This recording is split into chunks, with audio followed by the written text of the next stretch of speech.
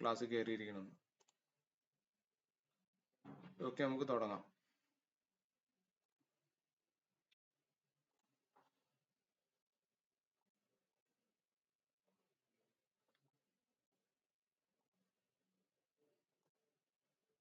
കാണുന്നുണ്ടോ സ്ക്രീൻ?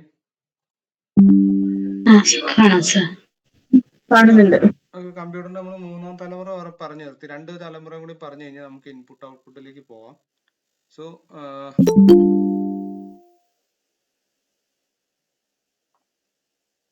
ആരോ വന്നിട്ടുണ്ടായിരുന്നല്ലോ, ആരെങ്കിലും ജോയിൻ ചെയ്യണ്ടോ? ഷമീന. ഷമീന ഓക്കെ ആയോ?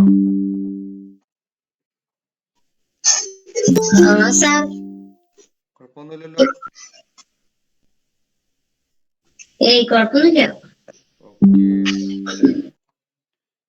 ഓക്കെ, അപ്പൊ നമുക്ക് 3rd ജനറേഷനിലേക്ക് പോവാവേ.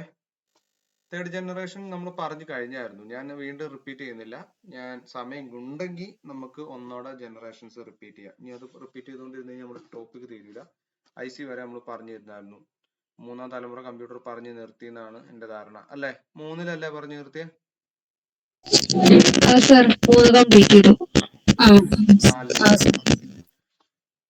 4ാം തലമുറ കമ്പ്യൂട്ടറിൽ ഇത് SCRT കൂടി പ്ലസ് ആട്ടോ. കമ്പ്യൂട്ടറിൽ ഇതിന്റെ പുറമെ ഒന്നും ചോദിക്കാനില്ല.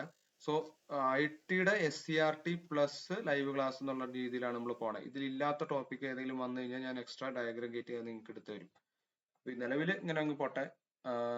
ഇപ്പോൾ ഏതെങ്കിലും സോഫ്റ്റ്വെയറോ അല്ലെങ്കിൽ 7 ലെയർ സിസ്റ്റം ഒക്കെ വരുവാണെങ്കിൽ അതിന്റെ PPT ഒക്കെ തയ്യാറാക്കി ഞാൻ എടുത്തു തരാം. ഇപ്പൊ ഇത് മതി. ഈ പോയിന്റ് നിങ്ങൾ പഠിച്ചാൽ മതി. കമ്പ്യൂട്ടറിനെ സംബന്ധിച്ച് 3 മാർക്കുള്ളൂ. ഇതൊക്കെ ധാരാളം മതി. ഓക്കെ, അപ്പൊ 4ാം തലമുറ കമ്പ്യൂട്ടർ എന്ന് പറയുമ്പോൾ 1971 മുതലാണ് ഇന്ന് വരെ എന്ന് പറഞ്ഞു കഴിഞ്ഞാൽ ഇപ്പോഴും എന്ത് ചെയ്യാണ്, ഡെവലപ്മെന്റ് നടന്നുകൊണ്ടിരിക്കുകയാണ്. അതുകൊണ്ട് ഇതിനൊരു പുതിയൊരു ഡിവൈസ് എന്ന് പറയുന്നത് കണ്ടുപിടിച്ചിട്ടില്ല. മൈക്രോ പ്രോസസറിന്റെ കൂടുതലുള്ളത്. മൈക്രോ പ്രോസസറിന്റെ പവർഫുൾ ആയിട്ട് അതിനും പവർഫുൾ ആയിട്ടുള്ള ഡിവൈസ് കണ്ടുപിടിക്കാത്തതുകൊണ്ടാണ് ഇന്ന് വരെ എന്ന് പറയുന്നത്. പക്ഷെ എന്തുണ്ട്, ഇപ്പൊ നമ്മൾ 5ാമത്തേലേക്ക് ട്രാൻസിഷൻ നടന്നുകൊണ്ടിരിക്കുകയാണ് എന്ന് കരുതി കണ്ട് ഏത് നിമിഷത്തിൽ വേണമെങ്കിലും അത് സംഭവിക്കാം. സോ ഇപ്പൊ ആർട്ടിഫിഷ്യൽ ഇന്റലിജൻസിന്റെ കാലഘട്ടമാണ്. സോ അതുകൊണ്ട് എന്താണ്, ഇപ്പൊ അതിന്റെ റിസർച്ച് ആൻഡ് ഡെവലപ്മെന്റ് നടന്നുകൊണ്ടിരിക്കുകയാണ്. അപ്പൊ 4ാം തലമുറയിൽപ്പെട്ട കമ്പ്യൂട്ടറുകളുടെ മെയിൻ കമ്പോണന്റ് അല്ലെങ്കിൽ ഇതിൽ യൂസ് ചെയ്തുകൊണ്ടിരിക്കുന്ന കമ്പ്യൂട്ടറിന്റെ മെമ്മറി എന്ന് പറയുന്നത് എന്താണ്, മൈക്രോ പ്രോസസ്സറുകളാണ്. മൈക്രോ കമ്പ്യൂട്ടർ അല്ലെങ്കിൽ മൈക്രോ പ്രോസസ്സറുകളാണ് ഈ 4ാം തലമുറയിൽപ്പെട്ട കമ്പ്യൂട്ടറുകളിൽ മെയിൻ ആയിട്ട് യൂസ് ചെയ്തുകൊണ്ടിരുന്നത്. ഇനി ഈ ഒരു എന്താണ് ഇതിൽ യൂസ് ചെയ്തുകൊണ്ടിരുന്ന മൈക്രോ പ്രോസസർ എന്ന ലാർജ് സ്കെയിൽ ഇന്റഗ്രേഷൻ നടത്തിയിട്ടുള്ള ഒരു സിലിക്കൺ ചിപ്പാണ്.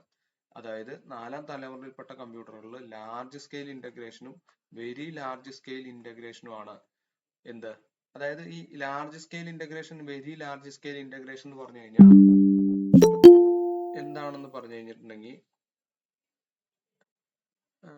ലാർജ് സ്കെയിൽ ഇന്റഗ്രേഷൻ എന്ന് പറഞ്ഞു കഴിഞ്ഞാൽ ഞാൻ ആദ്യം പറഞ്ഞായിരുന്നു അല്ലെ, ചിപ്പ് പറഞ്ഞായിരുന്നു. ചിപ്പ് 3ാം തലമുറയിൽ ചിപ്പാണ്.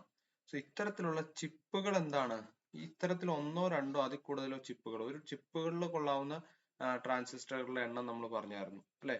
അപ്പോൾ ഏകദേശം 1,00,000 വരെയാണ് അതിൽ കൊള്ളാവുന്നത്. അപ്പൊ അതിൽ കൂടുതൽ, അപ്പോൾ 1,00,000 അതിൽ കൂടുതലും എന്താണ് ട്രാൻസിസ്റ്ററുകൾ ഉൾക്കൊള്ളാവുന്ന ഒരു ചിപ്പ് എന്ന് എന്തിനെ പറയാം, മൈക്രോ പ്രോസസറിനെ പറയാം. ഒന്നിൽ കൂടുതൽ മൈക്രോ ചിപ്പുകൾ അടങ്ങിയിട്ടുള്ള ഒരു എന്താണ് പ്രോസസർ അല്ലെങ്കിൽ IC ആണ് മൈക്രോ പ്രോസസർ. അപ്പൊ അത് എന്താന്ന് വെച്ച് കഴിഞ്ഞാൽ ഈ IC-കളുടെ എല്ലാം, ഒന്നിൽ കൂടുതൽ IC-കളുടെ എല്ലാം കപ്പാസിറ്റി അല്ലെങ്കിൽ കാപ്പബിലിറ്റി ആർക്ക് വരും, മൈക്രോ പ്രോസസറിന് വരും. അപ്പൊ ലാർജ് സ്കെയിൽ ഇന്റഗ്രേഷനും വെരി ലാർജ് സ്കെയിൽ ഇന്റഗ്രേഷനും മേക്കിംഗ് ടെക്നോളജി ആയിട്ടുള്ള ഒരു കമ്പ്യൂട്ടർ തലമുറ കൂടിയാണ് എന്ത്, 4ാം തലമുറ കമ്പ്യൂട്ടർ. ഇത് നിങ്ങൾക്ക് പഠിക്കാനല്ല, എന്താണ് എഞ്ചിനീയറിംഗിന് ഇതിന്റെ സെപ്പറേറ്റ് VLSI MTech ഇലക്ട്രോണിക്സ് എടുത്തവർക്ക് എന്താണ് VLSI എംബഡഡ് സിസ്റ്റം എന്ന് പറയും. VLSI IC മാനുഫാക്ചറിങ് ഡിസൈനിങ് ആണ്. നമ്മൾ ഈ സിവിൽ എഞ്ചിനീയേഴ്സ് വീട് ഡിസൈൻ ചെയ്യണ പോലെയാണ് ഇലക്ട്രോണിക് എഞ്ചിനീയേഴ്സ് ചിപ്പ് ഡിസൈൻ ചെയ്യണത്. അത് സ്പെഷ്യൽ ആയിട്ടുള്ള ഒരു ബ്രാഞ്ചാണ് VLSI എന്ന് പറയുന്നത്. ഒത്തിരി കോംപ്ലിക്കേറ്റഡ് ആയിട്ടുള്ള ഡിസൈനിങ് സ്ട്രാറ്റജീസ് ഒക്കെ വരുന്ന ഒരു ബ്രാഞ്ച് തന്നെയാണ്. അപ്പൊ ഇതിൽ ആയിരക്കണക്കിന് ട്രാൻസിസ്റ്ററുകൾ, റെസിസ്റ്ററുകൾ, കപ്പാസിറ്ററുകൾ എന്നിവ ഒക്കെ ഉൾക്കൊള്ളിച്ചിട്ടുണ്ട്. അതായത് നമുക്ക് കാണാൻ പറ്റാത്ത അത്രയും എന്താണ് ട്രാൻസിസ്റ്ററുകൾ, റെസിസ്റ്ററും ഒക്കെ ഈ ഒരു മൈക്രോ പ്രോസസറിന്റെ ഉള്ളിൽ കുത്തി നിറച്ചേക്കാണ്. അപ്പൊ എന്തുമാത്രം IC അല്ലെങ്കിൽ ട്രാൻസിസ്റ്റർ ഒരു മൈക്രോ പ്രോസസറിന്റെ ഉള്ളിൽ ഉൾക്കൊള്ളിക്കാൻ പറ്റുമോ? അതായത് കുറഞ്ഞ സ്ഥലത്ത് കൂടിയ പാക്കേജിങ് എന്നാണ് ഉദ്ദേശിക്കുന്നത്. അപ്പൊ അതുകൊണ്ട് ഞാൻ പറഞ്ഞു, ഓരോ ട്രാൻസിസ്റ്ററിന്റെ എണ്ണം കൂടുന്തോറും നമുക്ക് ആ കമ്പ്യൂട്ടറിനെ പ്രോഗ്രാം ചെയ്യാനായിട്ടുള്ള ഒരു ലെവൽ കൂട്ടി കിട്ടുകയാണ്. ഒത്തിരി ഇൻസ്ട്രക്ഷൻസ് നമുക്ക് എന്ത് ചെയ്യാം, ആ ഒരു പർട്ടിക്കുലർ പ്രോസസറിന് കൊടുക്കാം. ഒത്തിരി ട്രാൻസിസ്റ്ററുകൾ യൂസ് ചെയ്ത് കഴിഞ്ഞാൽ ഗുണം അതാണ്. ട്രാൻസിസ്റ്ററുകളുടെ എണ്ണം കുറയുന്നതിനനുസരിച്ച് മൈക്രോ പ്രോസസറിന്റെ കപ്പാസിറ്റി എന്ത് ചെയ്യും, കുറഞ്ഞു വരും.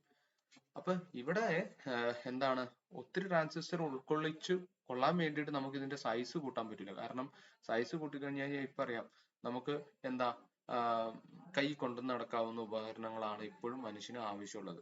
അപ്പൊ അതുകൊണ്ട് സൈസ് കൺസേൺ ഒരു ഫാക്ടറാണ്. അപ്പൊ സൈസില് കോംപ്രമൈസ് ചെയ്യാതെ മാക്സിമം കപ്പാസിറ്റി ഉണ്ടാക്കിയെടുക്കാനാണ് ഇപ്പോഴത്തെ കമ്പ്യൂട്ടർ എഞ്ചിനീയർമാര് അല്ലെങ്കിൽ ഇലക്ട്രോണിക്സ് എഞ്ചിനീയർമാര് ശ്രമിച്ചുകൊണ്ടിരിക്കുന്നത്. ഇനി ഇതിൽ വരുന്നത് കണ്ടോ, VLSI, വീണ്ടും very large scale integration technology ഇതിൽ വരുന്നുണ്ടെന്ന് പറഞ്ഞു. ഈ തലമുറ കമ്പ്യൂട്ടറുകൾ രൂപത്തിലും വളരെ ചെറുതും പിന്നെ അതേപോലെ പൊതുവെ വേഗത കൂടിയതുമായിട്ടുള്ള കമ്പ്യൂട്ടറുകളാണ്. അപ്പൊ ഇത് പറഞ്ഞിട്ടുള്ളൂ. ഇതിന്റെ എക്സാമ്പിൾ പഴയ കാലത്ത് ഒരു മുറിയിൽ നിറഞ്ഞിരുന്ന കമ്പ്യൂട്ടറുകൾ ഇപ്പൊ ഒരു കൈവളയിൽ ഒതുങ്ങി, അല്ലെ? ഒരു കൈവളയിൽ ഒതുങ്ങിക്കൊണ്ട് ഇരിക്കുകയാണ്. നമ്മളറിയാം, പണ്ടത്തെ സിനിമയൊക്കെ ചോദിച്ചു കഴിഞ്ഞാൽ അതിൽ മൊബൈൽ ഫോൺ എന്ന് പറയുമ്പോൾ ഇങ്ങനെ ഒരു ആന്റിനയൊക്കെ ഉള്ള ഒരു മൊബൈൽ ഫോണാണ് വില്ലന്മാരൊക്കെ കൈ പിടിച്ചുകൊണ്ട് നടക്കണേ. ഇവിടെ ഉണ്ടാവും. അതിപ്പോ കുറഞ്ഞ ആപ്പിളിന്റെ ഒക്കെ ഫോൺ ഇപ്പൊ കുറച്ചുകൂടെ സ്ക്രീൻ സൈസ് ഒക്കെ കൂട്ടി തുടങ്ങി. പണ്ട് ആപ്പിൾ iPhone 4 ഒക്കെ ഇറങ്ങി കഴിഞ്ഞപ്പോൾ ഇത്രേ ഉണ്ടായിരുന്നുള്ളൂ, iPhone 4 ഒക്കെ. പിന്നീടാണ് iPhone വീണ്ടും സൈസ് ഒക്കെ ഈ സാംസങ് LG ഒക്കെ വന്നു കഴിഞ്ഞപ്പോൾ വലിയ സ്ക്രീനിൽ സിനിമയൊക്കെ കാണാനായിട്ട് എളുപ്പത്തിന് വേണ്ടിയിട്ട് ഇപ്പോഴും കുറച്ചുകൂടെ അങ്ങ് കൂട്ടി തുടങ്ങിയിട്ടുള്ളൂ. എന്നാലും ഒരു പരിധി വിട്ട് പോവില്ല. പിന്നെ അടുത്തത് ഇതുപോലെ തന്നെ തുടർന്ന് ഇന്റർനെറ്റ് പോലുള്ള വലിയ നെറ്റ്വർക്കുകൾ രൂപപ്പെട്ടു. വില കുറയുകയും ഉപഭോക്താക്കളുടെ സൗഹൃദമാവുകയും ചെയ്തതോടെ കൂടുതൽ ആളുകൾ വ്യക്തിപരമായിട്ടുള്ള ആവശ്യങ്ങൾക്ക് വേണ്ടി കമ്പ്യൂട്ടറുകൾ വാങ്ങുവാൻ തുടങ്ങി. ഇതിന്റെ എക്സാമ്പിൾസ് നോക്കുകയാണെങ്കിൽ IBM PC, അതേപോലെ Apple II എന്നീ കമ്പ്യൂട്ടറുകളാണ് 4ാം തലമുറയിൽപ്പെട്ട കമ്പ്യൂട്ടറുകൾക്ക് എക്സാമ്പിൾ. ഏതൊക്കെയാണ്? IBM, ഇന്റർനാഷണൽ ബിസിനസ് മിഷൻ എന്നാണ് IBMന്റെ എക്സ്പാൻഷൻ. ഞാൻ പറഞ്ഞു, ഇപ്പൊ ആ കമ്പനി ഓൺ ചെയ്യുന്നത് ആരാണ്? ലെനോവോയാണ്. ലെനോവോ ഒരു ചൈനീസ് കമ്പനിയാണ്. അതാണ് IBMനെ ഏറ്റെടുത്തേക്കണേ. അപ്പൊ 4ാം തലമുറയിൽപ്പെട്ട കമ്പ്യൂട്ടറുകൾക്ക് example ആണെന്ത്? IBM PC, Apple II എന്നിവ. ഓർത്തു വച്ചേക്കുക. ഇത് ചോദിക്കാനുള്ള ചാൻസ് വളരെ കുറവാണ്, എക്സാമ്പിൾ ചോദിക്കാനായിട്ടുള്ള. പക്ഷെ എന്ത് ചോദിക്കാം? 4ാം തലമുറയിൽപ്പെട്ട കമ്പ്യൂട്ടറുകളുടെ കാലഘട്ടം ചോദിക്കാം. എന്ന് തൊട്ടാണ്? 71 തൊട്ടാണ് 4ാം തലമുറയിൽപ്പെട്ട കമ്പ്യൂട്ടറുകൾ തുടങ്ങുന്നത്. മെയിൻ കമ്പോണന്റ് എന്താന്ന് വെച്ച് കഴിഞ്ഞാൽ മൈക്രോ പ്രോസസർ ആണ്. അതുപോലെ തന്നെ അതിന്റെ മേക്കിംഗ് ടെക്നോളജി ഏതൊക്കെയാണ്? ലാർജ് സ്കെയിൽ ഇന്റഗ്രേഷൻ, അതുപോലെ വെരി ലാർജ് സ്കെയിൽ ഇന്റഗ്രേഷൻ ആണ്. ഇത് ക്ലിയർ ആണോ?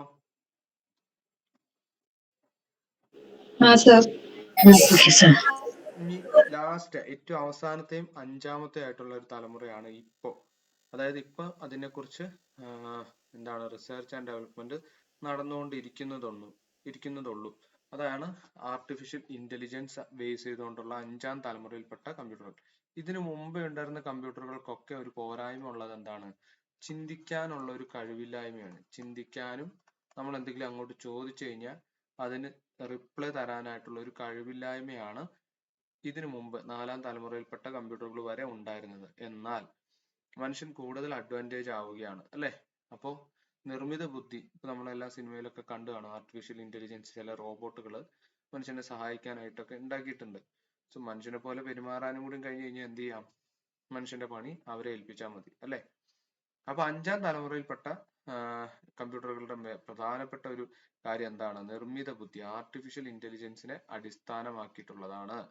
നിർമ്മിത ബുദ്ധി എന്നത് മനുഷ്യബുദ്ധി യന്ത്രത്തിൽ സന്നിവേശിപ്പിക്കുന്ന രീതിയാണ്. അതായത് ഇപ്പൊ നമ്മൾ അറിയാം, ഐശ്വര്യ റായും പിന്നെ നമ്മുടെ രജനീകാന്ത് ഒക്കെ അഭിനയിച്ച ചിട്ടി റോബോട്ട് 2, അല്ലെ? അതിലെന്താ പ്രശ്നം വന്നേ? റോബോട്ടിന് മനുഷ്യന്റെ പോലെ ഫീലിങ്സ് ഇല്ല, അല്ലെ? പ്രവർത്തിക്കാൻ ഉള്ള ഇതില്ല. അപ്പൊ അത്തരത്തിലുള്ള രീതിയിൽ ഒരു മനുഷ്യന് വേണ്ടിയിട്ടുള്ള എല്ലാ ഗുണങ്ങളും ഒരു മെഷീനിലേക്ക് എന്ത് ചെയ്യാനായിട്ട് സന്നിവേശിപ്പിക്കാനുള്ള ശ്രമമാണ് ആർട്ടിഫിഷ്യൽ ഇന്റലിജൻസ് എന്ന് പറയുന്നത്. അപ്പൊ ഇത്തരം യന്ത്രങ്ങളുടെ നിർമ്മാണം ഇപ്പോൾ പുരോഗമിക്കുകയാണ്. അതുപോലെ എന്താണ് മനുഷ്യൻ പറയുന്ന സ്പീച്ച് അല്ലെ മനസ്സിലാക്കണം. Speech recognition, face recognition, robotic vision തുടങ്ങിയ നൂതന മേഖലകളിലൂടെ ആണെന്ത് നിർമ്മിത ബുദ്ധി എന്ന ആശയം വികസിച്ചു കൊണ്ടിരിക്കുന്നത്. മനുഷ്യനെ പോലെ ചിന്തിക്കുക എന്ന് പറയുമ്പോൾ മനുഷ്യൻ എന്തൊക്കെയുണ്ട്? കണ്ടുകൊണ്ട് കാര്യം മനസ്സിലാക്കുന്നുണ്ട്, കേട്ടുകൊണ്ട് മനസ്സിലാക്കുന്നുണ്ട്, തൊട്ടുകൊണ്ട് മനസ്സിലാക്കുന്നുണ്ട്. അപ്പൊ അത്ര കാര്യങ്ങൾ എന്തിനു വേണം? മെഷീനും വേണം. അതൊക്കെ ഇംപ്ലിമെന്റ് ചെയ്യാന്ന് പറയുമ്പോൾ പല ഒരു കോംപ്ലക്സ് ഡിസൈൻ ആയിട്ട് മാറുകയാണ്. ഒരു മെഷീന്റെ ഡിസൈൻ എന്ന് പറയുമ്പോൾ കോംപ്ലക്സ് ഡിസൈൻ ആയിട്ട് മാറുകയാണ്. അതിൽ തന്നെ പല പല എഞ്ചിനീയേഴ്സും ഇതിൽ ശ്രമിക്കുന്നുണ്ട്. മെക്കാനിക്കൽ പരമായിട്ടും ഇലക്ട്രോണിക്സ് പരമായിട്ടും സോഫ്റ്റ്വെയർ പരമായിട്ടും എല്ലാത്തിന്റെ ഒരു സമന്വയ ഭാവമാണ് ഇവിടെ വരുന്നത്. 5ാം തലമുറയിൽപ്പെട്ട കമ്പ്യൂട്ടറുകളായിരിക്കില്ല അത് അധികം വരിക. ഇനി വരുന്നത് അധികം ഹ്യൂമനോയിഡ്സ് ആയിരിക്കും. കാരണം എന്താണ്? കമ്പ്യൂട്ടറുകൾക്ക് വിട പറഞ്ഞു അല്ലെ? നമ്മൾ ചോദിക്കുമ്പോൾ നമുക്ക് ആൻസർ തരുന്ന നമ്മുടെ ഒരു കമ്പാനിയൻ എന്നുള്ള നിലയിലാണ് ഇപ്പൊ എല്ലാവരും ഇപ്പൊ ഇതിനോടകം എന്ത് ചെയ്യുന്നുണ്ട്? പല എന്താണ് വിദേശ രാജ്യങ്ങളിലും ഇപ്പൊ എന്താണ് ഈ വയസ്സായവരുണ്ട്. അവിടെ വയസ്സായവരോട് മിണ്ടാൻ ആരുമില്ല. അപ്പൊ അവർക്കൊരു കമ്പാനിയൻ എന്നുള്ള നിലയിൽ പോലും ഇപ്പൊ കമ്പ്യൂട്ടറുകൾ കണ്ടുപിടിച്ചിട്ട് തുടങ്ങി, ഇംപ്ലിമെന്റ് തുടങ്ങിയിട്ടുണ്ട്. ഇപ്പൊ അറിയാം, നമ്മൾ ആൻഡ്രോയിഡ് കുഞ്ഞപ്പൻ എന്നുള്ള പടം കണ്ടു കഴിഞ്ഞപ്പോ മകൻ എന്താണ് നമ്മുടെ സുരാജ് വെഞ്ഞാറമൂടിന് കൊടുക്കുന്ന ഒരു റോബോട്ടിനെയാണ് അല്ലെ? അതിന്റെയൊക്കെ അതിപ്പോ നിങ്ങൾക്ക് അങ്ങനെ സിനിമ വന്നിട്ടുണ്ടെങ്കിൽ ഈ പല വിദേശ രാജ്യങ്ങളിലും ഇപ്പൊ അതേ സ്ഥിതിയാണ്. മനുഷ്യനോട് മിണ്ടാൻ ആരും ഇല്ലാത്ത ഒറ്റപ്പെട്ടിരിക്കുന്ന ഒരു അവസ്ഥ. അപ്പൊ അത് ഇപ്പൊ അതിനൊക്കെ ആയിട്ടാണ് ഇത് ഈ ആർട്ടിഫിഷ്യൽ ഇന്റലിജൻസ് എന്നുള്ള ഒരു സാങ്കേതിക വിദ്യ കൂടി വരുന്നത്. പിന്നെ ഇതിന്റെ മേഖല എന്ന് പറയുന്നത് പല മേഖലകളായിട്ട് വരും. എന്ത് യുദ്ധത്തില്, അതുപോലെ തന്നെ മെഡിക്കൽ രംഗത്ത് മനുഷ്യന് ചെയ്യാൻ പറ്റാത്ത പല കാര്യങ്ങളും യന്ത്രം ചെയ്യും. അത് അത്തരത്തിൽ മനുഷ്യനെ പോലെ ചിന്തിച്ച് ചെയ്യാൻ പറ്റുന്നുണ്ടെങ്കിൽ അതിന് വളരെ വലിയൊരു സ്കോപ്പാണ് ഉണ്ടാവുക. ഇനി ഈ നിർമ്മിത ബുദ്ധി ഈ മേഖലയിലെ പ്രധാന നമുക്ക് ആവശ്യമുള്ളത് എക്സാം പോയിന്റ് ഓഫ് വ്യൂവില് പ്രധാന പ്രോഗ്രാമിംഗ് ഭാഷകളാണെന്ത്? Prolong, Lisp. ഇത് എപ്പോഴും PSC ചോദിക്കുന്നതാണ്.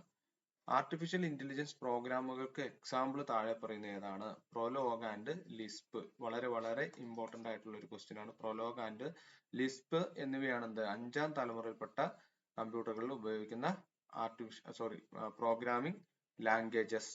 ക്ലിയർ ആണോ?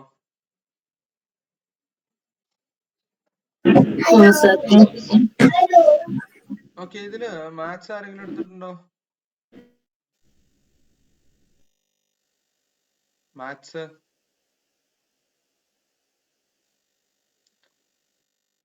ജസ്റ്റ് ഒരു ക്വസ്റ്റ്യൻ ചോദിക്കാനാണ്.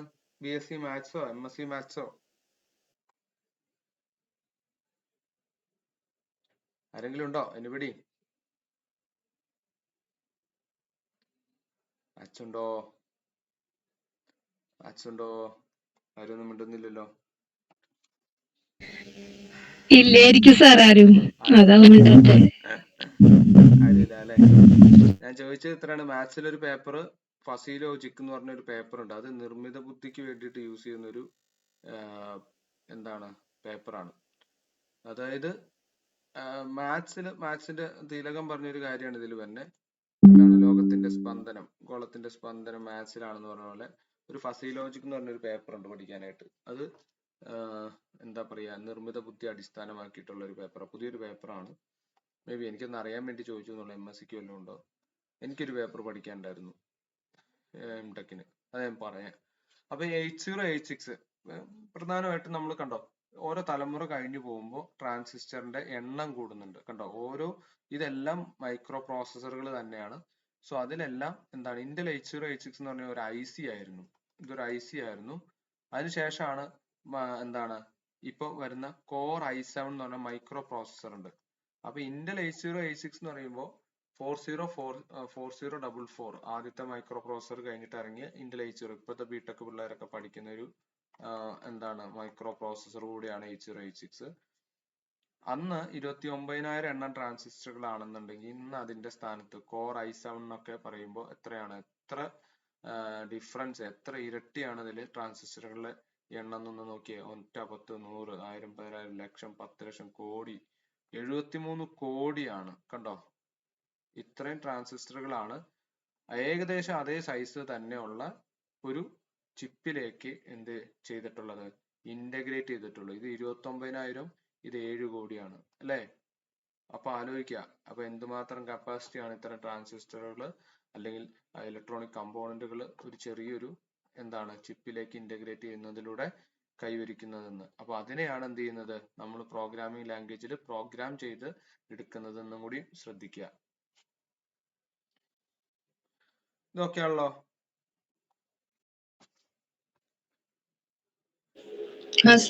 അപ്പൊ തലമുറ 1, 2, 3, 4, 5 പെട്ടെന്നൊരു കൺക്ലൂഷൻ ആണ്.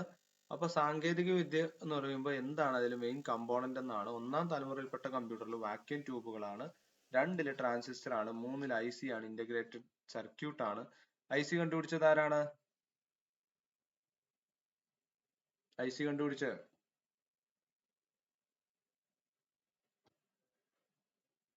ഇതാണ് പറഞ്ഞ് നിങ്ങൾ റിവിഷൻ ചെയ്യണില്ല. ഇതൊക്കെ എന്താണ് പെട്ടെന്ന് പറയണ്ടേ? ഹലോ, ആരാണ് IC കണ്ടുപിടിച്ചത്? ബർഡീൻ, ജോൺ ബർഡീൻ. അല്ലല്ല. അയ്യോ, അല്ലല്ല. ജാക്കിൽബി. അത് നിങ്ങളെ ഞാൻ ആത്മാർത്ഥമായിട്ട് പറയാ, നിങ്ങൾക്ക് ആത്മാർത്ഥമായിട്ട് ആഗ്രഹിക്കുകയാണെങ്കിൽ നിങ്ങൾക്ക് ജോലി കിട്ടും. നിങ്ങൾ ആർക്കെങ്കിലും വേണ്ടി ഓക്കാനിക്കാണെങ്കിൽ കിട്ടൂല. അപ്പൊ ഇന്നെടുത്ത ക്ലാസ് ഞാൻ ലൈവ് ഉച്ചക്ക് രാവിലെ ഇട്ടതല്ലേ. ചില ക്ലാസ്സിൽ ഇപ്പൊ എടുക്കുകയാണെങ്കിൽ തന്നെ ഒരു 2 മണിക്കൂർ മുമ്പ് നമ്മൾ ഇടാറുണ്ട്. അന്നേരെങ്കിലും നിങ്ങൾക്ക് ആ തൊട്ട് മുമ്പത്തെ ക്ലാസ്സിൽ പഠിച്ച കാര്യങ്ങൾ ഒന്ന് ഓർത്ത് നോക്കിയിട്ട് ക്ലാസ്സിൽ വരാലോ, ഇല്ലേ? അപ്പൊ അതാണ് കണ്ടിന്യൂഷൻ, അതാണ് ഡെഡിക്കേഷൻ എന്ന് പറയുന്നത്. ആരും നിർബന്ധിച്ച് ചെയ്യിക്കേണ്ട ഒരു കാര്യമല്ല. അത് നിങ്ങൾ ആദ്യം ചെയ്യാൻ പഠിക്കുക. അപ്പൊ നമ്മള് എപ്പോഴും ഇന്ന ആള് പറഞ്ഞ് മാത്രം ചെയ്യുള്ളൂ എന്നല്ല, നമ്മൾക്ക് വേണ്ടിയിട്ടാണ് ചെയ്യണമെന്ന് വിചാരിക്കുക. നമുക്ക് ജോലി കിട്ടാനാണ്. നിങ്ങൾക്ക് ജോലി കിട്ടിയിട്ടുണ്ടെങ്കിൽ എനിക്ക് അതിലൊരു കാര്യമില്ല. നിങ്ങളാണ് മെനക്കെടേണ്ടത്. അതാദ്യം മനസ്സിലാക്കുക. പിന്നെ എടുക്കാൻ പോണ സബ്ജക്റ്റ് ഉണ്ടെങ്കിൽ നിങ്ങൾ ആദ്യമേ ഒന്ന് വായിച്ചു നോക്കി കഴിഞ്ഞു കഴിഞ്ഞാൽ സാറ് ലൈവിൽ വന്ന് ഇരിക്കുമ്പോൾ നിങ്ങൾക്ക് സംശയം ചോദിക്കാം. ഇല്ലെങ്കിൽ ചുമ്മാ വന്നിരുന്ന് പോവുക, സാറിന്റെ കാര്യം പറയും. നിങ്ങൾക്ക് സംശയം ഉണ്ടെങ്കിൽ നിങ്ങൾ അത് നേരത്തെ മുൻകൂട്ടി വെച്ച് സംശയങ്ങളും ചോദിക്കണം. എങ്കിൽ മാത്രമാണ് ആ ക്ലാസ് കൊണ്ട് ഒരു എഫക്റ്റ് ആവുള്ളൂ. അത് ശ്രദ്ധിക്കുക. 4ാമത്തെ തലമുറയിലാണ് എന്ത്? Microprocessor. 5ൽ ആർട്ടിഫിഷ്യൽ ഇന്റലിജൻസ് ആണ്. ഇനി ഓപ്പറേറ്റിംഗ് സിസ്റ്റം ഉണ്ടോ? ഇല്ല. ആദ്യത്തെ 2 തലമുറയിൽ എന്തില്ല? ഓപ്പറേറ്റിംഗ് സിസ്റ്റം ഇല്ല. ഓപ്പറേറ്റിംഗ് സിസ്റ്റം എന്ന് പറയുന്നത് എന്താണ്? ഓപ്പറേറ്റിംഗ് സിസ്റ്റം എങ്ങനെ ഡിഫൈൻ ചെയ്യാം? ഓപ്പറേറ്റിംഗ് സിസ്റ്റത്തിനെ ഓപ്പറേറ്റിംഗ് സിസ്റ്റം എന്താണ്?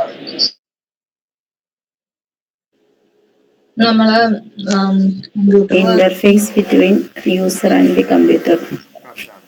അപ്പൊ കമ്പ്യൂട്ടർ ഉണ്ടായിരിക്കും ഇവിടെ. കമ്പ്യൂട്ടറിന്റെ ഹാർഡ്വെയർ അല്ലെങ്കിൽ സോഫ്റ്റ്വെയർ പാർട്ട് ഉണ്ടായിരിക്കും. ഇവിടെ എന്താണ്? നമ്മളെ യൂസർ ഉണ്ടായിരിക്കും, അല്ലെ? അപ്പൊ ഈ കമ്പ്യൂട്ടറിന്റെയും യൂസറിന്റെയും ഇടയിലുള്ള ഒരു ഇന്റർഫേസ്, മീഡിയേറ്റർ ആയിട്ട് ആക്ട് ചെയ്യുന്ന ആളാണ് ആര്? Operating system. ഒന്ന് ഓർത്ത് വെച്ചേക്കുക. അതായത് ഒരു ലാംഗ്വേജ് കൺവേർട്ടർ പോലെ. ഇപ്പൊ നമ്മള് ചൈനയിൽ പോയിട്ട് ചൈന ഭാഷ നമുക്കും അറിയില്ല, നമ്മുടെ ഭാഷ ചൈനക്കാർക്കും അറിയില്ല. അപ്പൊ എന്ത് ചെയ്യും? ഒരു ട്രാൻസ്ലേറ്റർ വേണം. അതുപോലത്തെ ഒരു ആളാണ് എന്ത്? Operating system. അടുത്ത 3 തലമുറയ്ക്ക് എന്തുണ്ട്? ഓപ്പറേറ്റിംഗ് സിസ്റ്റം ഉണ്ട്. ഇനി ഭാഷ, യൂസ് ചെയ്തേക്കുന്ന ഭാഷ വളരെ ഇമ്പോർട്ടന്റ് ആണ്. ആദ്യത്തെ തലമുറയിൽ മെഷീൻ ഭാഷയാണ്. 2ാമത്തേൽ അസംബ്ലി ലാംഗ്വേജസ് ആണ്. 3ാമത്തേലാണ് high level languages. High level languages എന്ന് മനുഷ്യൻ സംസാരിക്കുന്ന രീതിയിലേക്കുള്ള പ്രോഗ്രാമിംഗ് ഇൻസ്ട്രക്ഷൻസ് ആണ് ഹൈ ലെവൽ ലാംഗ്വേജസിൽ യൂസ് ചെയ്യുക. അപ്പോൾ 3, 4, 5 തലമുറയിൽ ഹൈ ലെവൽ ലാംഗ്വേജസ് ആണ് യൂസ് ചെയ്തുകൊണ്ടിരുന്നത്. കാലഘട്ടം നമ്മൾ ഇതിനോടകം പറഞ്ഞു കഴിഞ്ഞു. ഒന്ന് റിവിഷൻ ചെയ്തേക്കുക. സോ ഇതോടുകൂടി നമ്മുടെ തലമുറ കഴിഞ്ഞു. ഇതിൽ എന്തെങ്കിലും ഡൗട്ട് ഉണ്ടോ ആർക്കെങ്കിലും? ഡൗട്ട് ഉണ്ടോ? ഞാൻ ഡൗട്ട് ഉണ്ടോ എന്ന് ചോദിക്കുമ്പോ നിങ്ങൾ ഡൗട്ട് ഉണ്ടെന്ന് പറയണം. ഉണ്ടോ?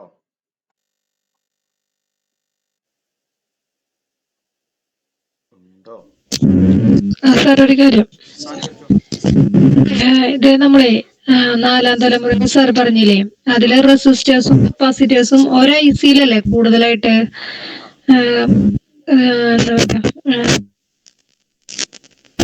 പറഞ്ഞത്? ഒരു IC-യിലല്ലേ കൂടുതൽ റെസിസ്റ്റേഴ്സും കപ്പാസിറ്റേഴ്സും ആഡ് ചെയ്യുന്നത് പറഞ്ഞത്?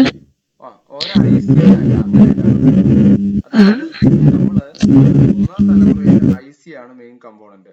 ആ IC-യിലുള്ളത് എന്താണ്? എല്ലാത്തിലും കമ്പോണന്റ് സെയിം ആണ്, ട്രാൻസിസ്റ്ററാ. പക്ഷെ അത് ഇന്റഗ്രേറ്റ് ചെയ്തേക്കണ രീതി വ്യത്യാസമാണ്. അതാണ് എന്താ large scale integration, very large scale, ultra large scale എന്നൊക്കെ പറയണത്. അപ്പോ എന്താണ് രണ്ടാം തലമുറയിൽപ്പെട്ട കമ്പ്യൂട്ടറുകളിലെ മെയിൻ സാധനം എന്തായിരുന്നു? ട്രാൻസിസ്റ്റർ ആയിരുന്നു. ആ ട്രാൻസിസ്റ്ററിന്റെ സൈസ് ചെറുതാക്കിയിട്ട് കുറെ ട്രാൻസിസ്റ്ററുകൾ ചേർന്നിട്ട് ഒരു ഇലക്ട്രോണിക് കമ്പോണന്റ് ആണ് എന്ത്? IC. അപ്പൊ ആ IC എന്ത് ചെയ്യാൻ പറ്റി? നമുക്ക് പ്രോഗ്രാം ചെയ്യാൻ പറ്റി. അപ്പോൾ IC പ്രോഗ്രാമർ ഉണ്ട്, ബേണർ ഉണ്ട്. അത് നിങ്ങൾക്ക് ഇപ്പൊ പഠിക്കേണ്ട ആവശ്യമൊന്നുമില്ല എങ്ങനെയാണ് പ്രോഗ്രാം ചെയ്യേണ്ടതെന്ന്. അപ്പോൾ മനുഷ്യൻ എന്ത് ചെയ്തു? കപ്പാസിറ്റി കൂട്ടണം, കുറച്ചും കൂടി നല്ല വർക്ക് അവനെ കൊണ്ട് ചെയ്യിപ്പിക്കണം. അപ്പൊ അവൻ അഡീഷണൽ കേപ്പബിലിറ്റി കൊടുക്കണം. അഡീഷണൽ കേപ്പബിലിറ്റി കൊടുക്കണം എന്നുണ്ടെങ്കിൽ എന്ത് വേണം? കൂടുതൽ ലോജിക് ആൻഡ് അരിത്തമെറ്റിക് ഓപ്പറേഷൻസ് ചെയ്യാൻ പറ്റണം. അങ്ങനെ വന്നു കഴിഞ്ഞപ്പോൾ ട്രാൻസിസ്റ്ററുകളുടെ എണ്ണം കൂട്ടണം. അങ്ങനെ ചുമ്മാ തോന്നിയ പോലെ കൂട്ടി കഴിഞ്ഞാൽ നമ്മൾ പറഞ്ഞു എന്ത്? ആദ്യത്തെ തലമുറ കമ്പ്യൂട്ടർ ഒരു റൂമിന്റെ സൈസ് ഉണ്ട്. അപ്പൊ സൈസ് കൂടി കൂടി വരും. അപ്പൊ സൈസ് കൂടാതെ എന്ത് ചെയ്യണം? കുറെ അധികം ട്രാൻസിസ്റ്ററുകളെ ഉൾക്കൊള്ളിക്കണം. അതിന് കണ്ടുപിടിച്ച ഒരു മെത്തേഡാണ് making technology, large scale, very large scale, ultra large scale. അപ്പൊ അത് ഇമ്പ്രൂവ് ചെയ്ത് കഴിഞ്ഞപ്പോൾ എന്ത് ചെയ്തു? സൈസ് കൂട്ടാതെ തന്നെ കുറെ അധികം ട്രാൻസിസ്റ്ററുകളെ ഒരു നിശ്ചിത സ്ഥലത്ത് എന്ത് ചെയ്യാൻ പറ്റി? ഇൻകോപ്പറേറ്റ് ചെയ്യാൻ പറ്റി. അങ്ങനെ ചെയ്തെടുത്തവയാണ് എന്ത്? ICയും അതിന്റെ അഡീഷണൽ, അതായത് ഒരു തലമുറ കഴിഞ്ഞ് അടുത്ത തലമുറയിലേക്ക് വരുമ്പോൾ അത് മൈക്രോ പ്രോസസ്സറായി. ക്ലിയർ ആണോ? അത് ജസ്റ്റ് നിങ്ങൾ പഠിച്ചു വെക്കുക. അതിന്റെ ഉള്ളില് ബേസിക്കലി എന്തുള്ളൂ? ഈ മൈക്രോ പ്രോസസർ ICയിലൊക്കെ ബേസിക്കലി അത് ട്രാൻസിസ്റ്റർ ആണ്. അപ്പൊ ആ ട്രാൻസിസ്റ്റർ നമ്മൾ എന്ത് ചെയ്യാം? കുറച്ചുകൂടെ എഫക്റ്റീവ് ആയിട്ട് നമ്മളൊരു തുണി മടക്കി വെക്കാനായിട്ട്, ആണുങ്ങൾ തുണി മടക്കി വെച്ച് കഴിഞ്ഞാൽ എങ്ങനെ ഉണ്ടായിരിക്കും? പെട്ടിയില് കൊള്ളുവോ? ഇല്ല അല്ലേ? വലിച്ചു വാരി അങ്ങോട്ട് ഇട്ടേക്കും. പക്ഷെ അത് നന്നായിട്ട് നല്ല രീതിയിലൊക്കെ അടുക്കി വെച്ച് നല്ല പാക്കേജ് ചെയ്യുകയാണെന്നുണ്ടെങ്കിൽ എന്ത് ചെയ്യാം? കുറച്ചുകൂടെ നന്നായിട്ട് കുറച്ചുകൂടെ തുണികൾ നമുക്ക് ആ പെട്ടിയിൽ കയറ്റി വെക്കാം. അതേ ഒരു കോൺസെപ്റ്റ് ആണ് ഈ making technology, large scale, very large scale, പിന്നെന്താണ് അൾട്രാ ലാർജ് സ്കെയിൽ. അതില് നമ്മൾ നോക്കിക്കഴിഞ്ഞു കഴിഞ്ഞാൽ അതില് ഈ ICയുടെ ഈ ചാനൽ വിഡ്ത്ത്, അത് ടെക്നിക്കൽ ടൈം ആണ്, നിങ്ങൾക്ക് പറഞ്ഞു കഴിഞ്ഞാൽ മനസ്സിലാവുമെന്ന് അറിയില്ല. ചാനൽ വിഡ്ത്ത് ഒക്കെ കുറയുമ്പോൾ ഇതിന്റെ കറണ്ട് ട്രാവൽ ചെയ്യണതും വോൾട്ടേജ് ഡിഫറൻസ് ഒക്കെ വ്യത്യാസം വരും. അപ്പൊ അതിന്റെ പവർ ഡിസിപ്പേഷൻ മാറാം. ഇപ്പൊ നമ്മളൊരു വീടിന് നമ്മൾ ലിൻഡലിന്റെ സൈസ് കുറച്ചു, കോസ്റ്റ് കുറയ്ക്കണം എന്ന് പറഞ്ഞ് ലിൻഡലിന്റെ സൈസ് കുറച്ചു കഴിഞ്ഞാൽ 1 കൊല്ലം 2 കൊല്ലം കഴിയുമ്പോൾ വീട് താഴെ പോകും. അതേപോലെ തന്നെയാണ് ഇതിലും എന്ത് ചെയ്യുന്നുണ്ട്? ട്രാൻസിസ്റ്ററിന്റെ ഓരോ ചാനൽ പാത്തുകൾ ഉണ്ട്. അതൊക്കെ നമ്മൾ ഡിസൈൻ ചെയ്യുമ്പോൾ ഇലക്ട്രോണിക്സ് എഞ്ചിനീയേഴ്സ് ആണ് ആ പാരാമീറ്റർ ഒക്കെ നോക്കിയിട്ടൊക്കെയാണ് ചെയ്യുക. അങ്ങനെ ഒത്തിരി കുഞ്ഞൻ ട്രാൻസിസ്റ്റർ ആക്കാനും പറ്റില്ല. കാരണം തിന്നാക്കി കഴിഞ്ഞു കഴിഞ്ഞാൽ എന്ത് ചെയ്യും? ഇതിൽ വേറെ പല ബുദ്ധിമുട്ടുകളും വരും. അതുകൊണ്ടാണത്. അപ്പൊ എല്ലാം മേക്കിംഗ് ടെക്നോളജിക്ക് അനുസരിച്ചാണ് ചെയ്യാൻ പറ്റുള്ളൂ. ടെക്നോളജി ഇമ്പ്രൂവ് ചെയ്യുമ്പോഴാണ് കുഞ്ഞും സൈസ് കുറയ്ക്കാനൊക്കെ പറ്റുള്ളൂ. ഓക്കെ ആണോ?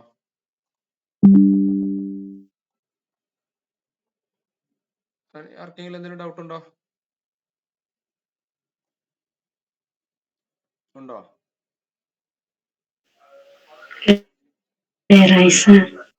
ഓക്കെ, അങ്ങനെയാണെങ്കിൽ നമുക്ക് ഇൻപുട്ട് ഔട്ട്പുട്ട് തുടങ്ങാം.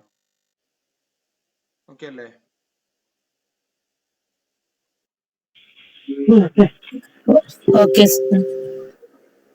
Okay, ഇൻപുട്ട് ഔട്ട്പുട്ട് ഇപ്പൊ തുടങ്ങാവേ.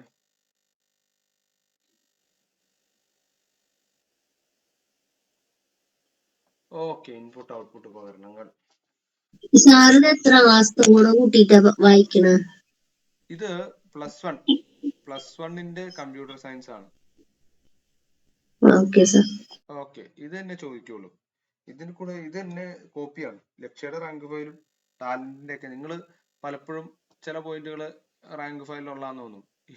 ഇവര് ഇതൊക്കെ നിങ്ങൾ ആദ്യം എവിടെ നിന്ന് എടുത്തു നോക്കുക. ഏതൊരു ആൾക്കാർ എടുത്തു നോക്കിയാലും SCRT അല്ലെങ്കിൽ NCERT ആണ് ഫോളോ ചെയ്യണേ. അതിൽ ഇല്ലാത്ത കുറച്ച് അഡീഷണൽ ഡീറ്റെയിൽസ് ആണ് നമ്മൾ പുറത്തുനിന്ന് എടുക്കുള്ളൂ. അപ്പൊ നമുക്ക് റെഫർ ചെയ്യാൻ ഇന്നത്തെ എക്സാം കഴിഞ്ഞപ്പോഴേ നമ്മള് റാങ്ക് ഫയലും കൂടെ നന്നായിട്ട് നോക്കണം എന്ന് മനസ്സിലായി. ഇന്ന് SCRT നമ്മൾ കുറെ പഠിച്ചിട്ടുള്ള ഒന്നും വന്നില്ല. ഒക്കെ റാങ്ക് ഫയലാവുന്നുള്ള. അതാണ് ഞാൻ പറഞ്ഞത്. SCRT ഫോളോ ചെയ്യണം, പിന്നെ റാങ്ക് ഫയലും ഫോളോ ചെയ്യണം. ഇപ്പൊ നിങ്ങൾ SCRT മാത്രം ഫോളോ ചെയ്ത് പോയായിരുന്നെങ്കിൽ ഇന്ന് അവിടെ മുകളിലേക്ക് നോക്കിയിരിക്കാം. അപ്പൊ അതുകൊണ്ടാണ് നമ്മൾ റാങ്ക് ഫയലിന്റെ കാര്യങ്ങളും കൂടി ഇംപ്ലിമെന്റ് ചെയ്ത് നമ്മൾ ഇടുന്ന പിന്നെ കൂടുതൽ വന്നത് തെറ്റാ ചോദിച്ചേ. അപ്പൊ ശരി അധികം അവൻ ചോദിച്ചിട്ടില്ല, ഒക്കെ തെറ്റിയതാണെന്ന് ചോദിച്ചിട്ടുള്ളത്. അങ്ങനെയും കുറച്ചൊക്കെ ആൾക്കാരെ മാർക്ക് പോയിണ്ടോ. അത് നിങ്ങൾ പേടിക്കണ്ട, കാരണം എല്ലാവർക്കും സംഭവിക്കുന്ന കാര്യമാണ്. നമ്മൾ ഇവിടെ ഇരുന്ന് എല്ലാവർക്കും ഞാനാണെങ്കിൽ 5 ശരിയാക്കിയാണ് 6 ശരിയാക്കിയാണ് എന്നൊക്കെ ഇങ്ങനെ ലൈം ലൈറ്റിൽ ഇരുന്ന് ഓരോന്നൊക്കെ പറയാൻ കൊള്ളും. പക്ഷെ നമ്മുടെ എക്സാമിന്റെ ആ ഒരു ചൂടും നമ്മൾ പഠിച്ചു പോയതിന്റെ ആ 2-3 ദിവസത്തെ നമ്മുടെ എഫോർട്ടും കാര്യങ്ങളൊക്കെ ആകുമ്പോൾ എല്ലാവർക്കും പറ്റുന്ന കാര്യമാണ്. അത് എല്ലാവർക്കും കുറയും, നിങ്ങൾക്ക് മാത്രമല്ല പറ്റിയിട്ടുണ്ടാവുക. അതുകൊണ്ട് നിങ്ങൾ ധൈര്യമായിട്ടിരിക്കും, നിങ്ങൾക്കൊക്കെ നല്ല മാത്സ് ആണ് ചതിച്ചത് പ്രാവശ്യം. മാത്സ് നമ്മള് നിങ്ങളോട് ഞാൻ പറഞ്ഞു ഒരു ക്വസ്റ്റ്യൻ ചിലപ്പോ PSC എന്ത് ചെയ്യും, 1-2 ക്വസ്റ്റ്യൻസ് നിങ്ങൾ പഠിച്ചത് തന്നെ ഉത്തരം കിട്ടാത്ത രീതിയിൽ ഓപ്ഷൻ, പണ്ട് PSCക്ക് സ്ഥിരമുള്ള പരിപാടിയായിരുന്നു അത്. ഞാനും ഇതേപോലെ ചെയ്ത് പലപ്പോഴും എന്റെ സമയം കളഞ്ഞിട്ടുണ്ട്. ഈഗോ അടിച്ച് ഞാൻ വീണ്ടും വീണ്ടും ചെയ്യും. ആൻസർ കിട്ടുമോ? ആൻസർ ഉണ്ടാവില്ല, ഓപ്ഷനിൽ പോലും ഉണ്ടാവില്ല. നമ്മുടെ സമയം പോയി. അപ്പുറത്ത് നല്ല നല്ല ക്വസ്റ്റ്യൻസ് കിടക്കുകയാണ്, നമ്മളിവിടെ ഈ മാത്സും വെച്ചോണ്ടിരിക്കും. മാത്സിന് റീസണിങ് അങ്ങനെ ഒരു പ്രശ്നമുണ്ട്, നമ്മൾ ആവശ്യമില്ലാതെ സമയം കളഞ്ഞുകൊണ്ടിരിക്കും അപ്പുറത്ത്. അതുകൊണ്ടാണ് ഞാൻ പറഞ്ഞ ഒരു നിശ്ചിത സമയം വെക്കുക. മാത്സ് എപ്പോഴും നമ്മൾ മോക്ക് ചെയ്യുമ്പോൾ ഒരു സ്ട്രാറ്റജി കീപ്പ് ചെയ്യാൻ ശ്രമിക്കണം. മാത്സ് റീസണിങ് കേട്ടോ. സാറ് പറഞ്ഞോണ്ടേ നമ്മുടെ തെറ്റായത് ആൻസർ 2 സാർ എപ്പോഴും പറയാനുണ്ടല്ലോ ഓപ്ഷൻ നോക്കണം. അതുകൊണ്ട് നന്നായി നോക്കി പോയിരുന്നേ. നമ്മുടെ അങ്ങനത്തെ തെറ്റ് ഏതാന്ന് ചോദിച്ചപ്പോ അതൊക്കെ നമുക്ക് ക്ലിയർ ആക്കാൻ പറ്റി. ക്ലിയർ ആക്കണം. ഇത് ഇനി ഓരോന്നോരോന്ന് നമ്മൾ മോക്ക് ചെയ്യണം എന്ന് പറയണത്. അതാണ് മോക്ക് ചെയ്യുമ്പോഴാണ് നമുക്ക് ഞാനെന്റെ മൈക്രോ അതുകൊണ്ടാണ് ഞാൻ പറയുന്നത് മോക്ക് ചെയ്യുമ്പോൾ മാത്രം നമുക്ക്, ഞാൻ പറഞ്ഞില്ലേ, നമുക്കൊരു സെൻസിങ് നമ്മൾ കുറച്ചങ്ങ് ചെയ്ത് കഴിയുമ്പോൾ എനിക്കത് ഫീൽ ചെയ്തിട്ടുള്ള കാര്യമാണ്. നമ്മൾ കുറെ അധികം വർക്ക് ചെയ്ത് നമ്മൾ മോക്ക് ചെയ്യാൻ ശ്രമിക്കുമ്പോൾ, നമ്മൾ ഓരോ മോക്ക് ചെയ്യുമ്പോഴും നമുക്ക് പറ്റിയ ഒരു ക്വസ്റ്റ്യൻ ആണോ അതെന്ന് നമ്മൾ ഒരു പ്രഥമ ദൃഷ്ടിയെ കാണുമ്പോൾ തന്നെ നമുക്ക് മനസ്സിലാവും. അത് അറ്റൻഡ് ചെയ്യാൻ ചെയ്യണോ, എനിക്ക് കിട്ടുമോ എന്നുള്ളൊരു കാര്യം നമുക്ക് മനസ്സിലാക്കി എടുക്കാൻ പറ്റും. അത് വായിച്ചു പോലും നോക്കേണ്ട ആവശ്യം വരില്ല. പിന്നെ ചെയ്തു തുടങ്ങുമ്പോൾ തന്നെ നമ്മുടെ കയ്യിൽ നിൽക്കണാണോ എന്നുള്ളിൽ ഒരു കാര്യം വരും. സോ പിന്നെ നമ്മൾ സ്കിപ്പ് ചെയ്യാം, അത്രേ ഉള്ളൂ. നമ്മൾ അതിലിരുന്ന് സമയം കളഞ്ഞിട്ട് കാര്യമില്ല. പിന്നെ ഉള്ളത് ക്വസ്റ്റ്യൻസ് നന്നായിട്ട് വായിച്ചു നോക്കുക. അറിയാവുന്നതാണെങ്കിൽ അത് നന്നായിട്ട് വായിച്ചു നോക്കുക. കാരണം പകുതി വായിക്കുമ്പോൾ നമ്മുടെ നമ്മൾ ചാടി കയറി ചെയ്യുമ്പോൾ അറിയാവുന്നത് തെറ്റിപ്പോകാൻ ചാൻസ് ഉണ്ട്. അതാദ്യം വരുത്താണ്ടിരിക്കുക. അപ്പൊ നമ്മളിവിടെ ഫോളോ ചെയ്യുന്ന മെത്തേഡ് എന്ന് പറഞ്ഞു കഴിഞ്ഞാൽ SCERT പ്ലസ് ഈ പറഞ്ഞ പോലെ പലരും റിസർച്ച്, ഇവരൊക്കെ ബുക്ക് റിസർച്ച് ചെയ്തിട്ട് തന്നെ ഇറക്കണം. അതുകൊണ്ടാണ് ഞാൻ റാങ്ക് ഫയൽ വെറുതെ ഇറക്കല്ല, അവർക്കും എഫോർട്ട് ഉണ്ട്.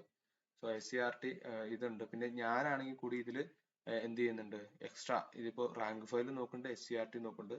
ഇല്ലാതെ വരുന്ന നമ്മുടെ എക്സാം കുറെ നമുക്ക് അടിച്ചു നോക്കി കഴിഞ്ഞിട്ട് നമ്മുടെ എക്സാം പോയിന്റ് ഓഫ് വ്യൂവിൽ ആവശ്യമുള്ള കാര്യങ്ങൾ നിങ്ങൾക്ക് പറയേണ്ടതുള്ളൂ. അല്ലാണ്ട് ഞാനിപ്പോ എനിക്ക് മൈക്രോ പ്രോസസർ, ഞാൻ ഇലക്ട്രോണിക്സ് പഠിച്ച ആളാ, അതെങ്ങനെ ഡിസൈൻ ചെയ്യണം അല്ലെങ്കിൽ അതിന്റെ ഉള്ളിലെ കാര്യങ്ങൾ എന്താണെന്ന് പറഞ്ഞു തന്നുകൊണ്ടിരുന്നിട്ട് ഒരു കാര്യമില്ല. അതിൽ നിന്ന് ഒരു ക്വസ്റ്റ്യനും വരാൻ പോണില്ല. അപ്പൊ അങ്ങനത്തെ കാര്യങ്ങൾ ഞാൻ എക്സ്ട്രാ പറഞ്ഞു തരുന്നുണ്ട്. ചിലത് നിങ്ങൾ നോക്കുമ്പോൾ റാങ്ക് ഫയലിൽ ചില പോയിന്റുകൾ ഉണ്ടായിരിക്കും, പക്ഷെ അതെന്താണ്, ഇതിൽ നിന്ന് തന്നെയാണ് എടുക്കണത്. നിങ്ങൾ എടുത്ത് സംശയം ഉണ്ടെങ്കിൽ നിങ്ങൾ നോക്കുക. പൊളിറ്റി ലക്ഷ്മികാന്ത് ഞാൻ നോക്കിയിട്ടുള്ള കാര്യമാണ്, അതുകൊണ്ട് എനിക്ക് കോൺഫിഡന്റ് ആയിട്ട് പറയാം. ലക്ഷ്മികാന്ത് തന്നെയാണ് ഇപ്പോ ഡിഗ്രി ലെവൽ എക്സാംസിന് എല്ലാവരും ഫോളോ ചെയ്യുന്നത്. അതുകൊണ്ട് റാങ്ക് ഫയലിലെ പോയിന്റ് ആണ് ഇവിടെ എടുക്കണമെന്ന് പറയണതിൽ ഒരർത്ഥമില്ല. കാരണം ലക്ഷ്മികാന്ത് അതേ കട്ട് ആൻഡ് കോപ്പി ആണ് ചെയ്തേക്കണത്. അത് ഏത് ബുക്ക് എടുത്ത് നോക്കുക, ഇതും അതേപോലെ തന്നെ കോപ്പി ചെയ്ത് വെച്ചിട്ടുണ്ട്. ഇത് +1, ഇത് പ്രൂഫിന് ഞാനിപ്പോ PDF എടുത്താണ് കാണിച്ചു തന്നെ. അതുകൊണ്ട് നമ്മൾ SCERT ആണ് നോക്കുന്നത്. പിന്നെ വായിച്ചു കഴിഞ്ഞാൽ ചിലത് നിങ്ങൾക്ക് ക്ലാരിഫിക്കേഷൻ വരൂല, അതുകൊണ്ട് ക്ലാസ് അറ്റൻഡ് ചെയ്യണം. ഇത് വായിച്ച് ഞാൻ പറഞ്ഞു തരുമ്പോൾ നിങ്ങൾക്ക് ഇത് വായിച്ചാൽ പോരെന്ന് തോന്നും, പക്ഷെ എക്സ്ട്രാ പോയിന്റ് ഞാൻ അതിൽ പറയുന്നുണ്ട്. ഇപ്പൊ നിങ്ങൾ മൈക്രോ പ്രോസസർ പറഞ്ഞു, എങ്ങനെയാണ് അത് ഉണ്ടാക്കണേന്ന് പറഞ്ഞു, എന്താണ് അതിന്റെ ഉള്ളിൽ സംഭവിക്കുന്നത്, നിങ്ങൾ വായിച്ചു കഴിഞ്ഞാൽ നിങ്ങൾക്ക് അത് കിട്ടൂല. അതുകൊണ്ടാണ് ഞാൻ കാര്യങ്ങൾ വ്യക്തമാക്കി തന്നെ. അപ്പൊ ക്ലാസ് അറ്റൻഡ് ചെയ്യണമെന്ന് പറയണതും അതാണ്. ആ ഒരു ഐഡിയ എടുത്ത് നിങ്ങൾ പിന്നീട് വായിക്കുമ്പോൾ മാത്രമേ നിങ്ങൾക്ക് അത് കോൺസെപ്റ്റ് മനസ്സിലാവുള്ളൂ.